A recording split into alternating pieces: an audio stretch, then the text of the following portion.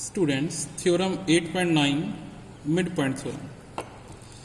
The line segment joining the midpoints of two sides of a triangle is parallel to third side and equal to half of it. So first we take a triangle ABC. The line segment joining the midpoints of two sides. Line segment joining the midpoint means we have to take midpoint. Let us take D is the midpoint of AB, E is the midpoint of AC. Is parallel to third side means DE parallel to BC and equal to half of it means DE is half of BC. That I have to prove. So firstly we have given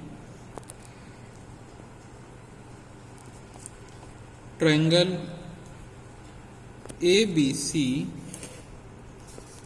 such that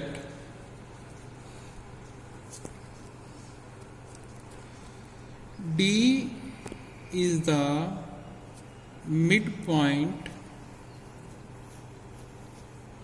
of AB and E is the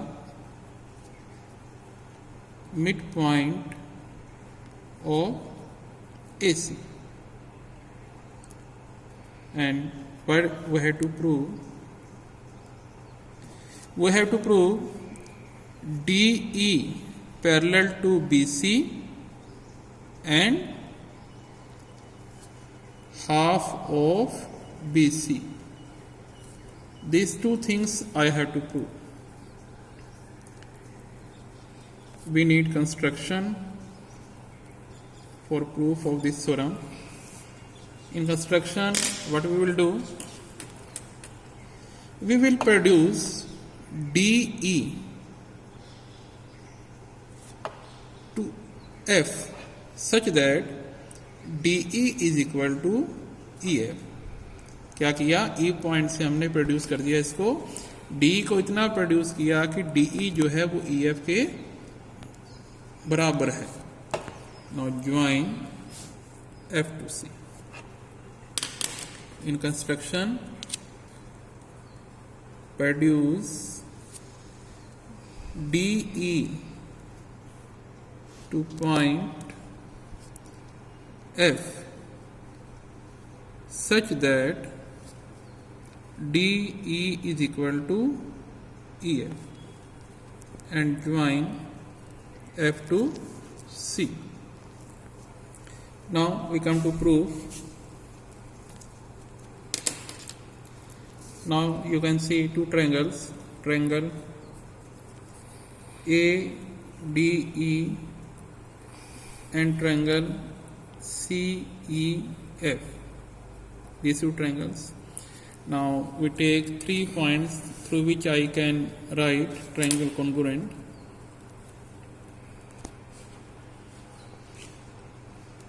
Triangle ADE and triangle CFE. DE is equal to EF by construction.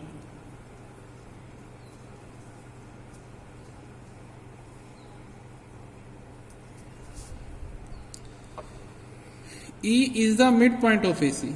So I can write AE is equal to EC. AE is equal to EC given, क्योंकि given में है कि E जो है AC का mid point है. And angle AED is equal to CEF. These are vertical opposite angle. Angle AED is equal to CEF, vertical opposite angle. So students, you can see two sides and included angle. So I can apply SAS axiom. Triangle AED congruent to triangle CEF triangle क्या हो चुकी हैं, congruent हो चुकी हैं। तो bye CPCT corresponding part of congruent triangles we can write angle A is equal to angle CFE. Angle A is equal to angle FCE,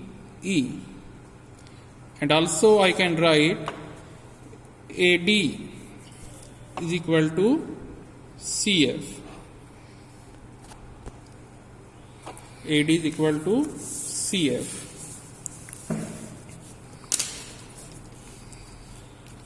AD is equal to CF. This is also due to CPCT. Now students,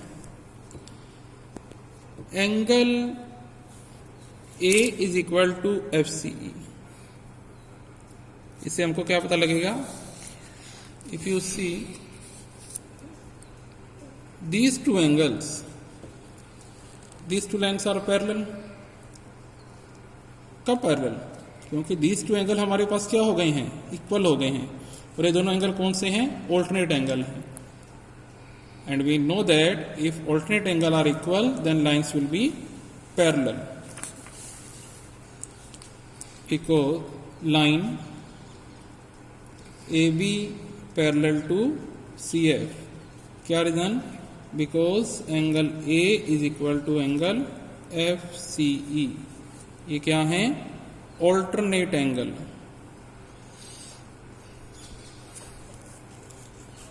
तो AB किसके parallel आ गया, CF के parallel आ गया। AB CF के parallel आ गया। अगर AB CF के पैरेलल है तो अगर उसका मैं टुकड़ा लेता हूं BD, वो भी क्या होगा, CF के पैरेलल होगा। Now AB is equal to AD is equal to CF, अभी आपने प्रूव किया था बाय CPCT।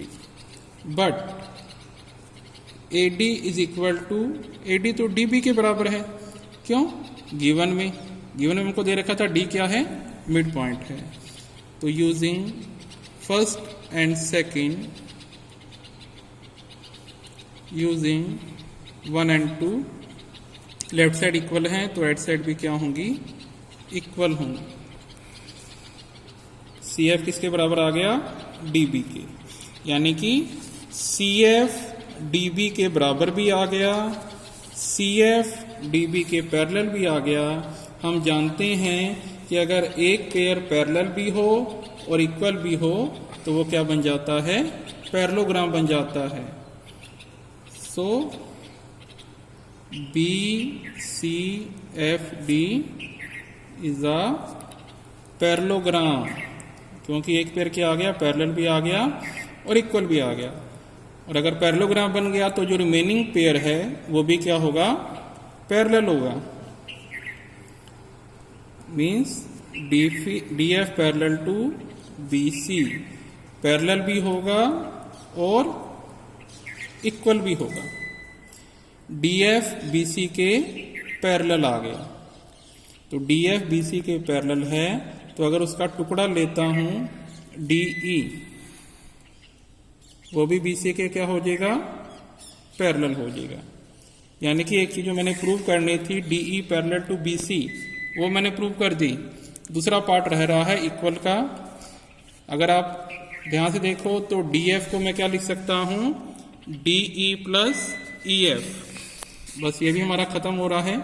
DF को लिख सकते हैं DE प्लस EF, और DE और EF दोनों आपस में इक्वल हैं, तो EF की जगह भी मैं DE लिख सकता हूं। तो DE प्लस DE 2DE, 2 यहां पे मल्टीप्लाई हो रहा है, इधर आके क्या हो जाएगा, डिवाइड हो जाएगा। यानी कि दो चीजें आपको प्रूव करनी थी, एक तो DE BC के पैरेलल है और उसका हाफ है, और ये हमने प्रूव कर दिया। That is your mid point theorem. Thank you very much.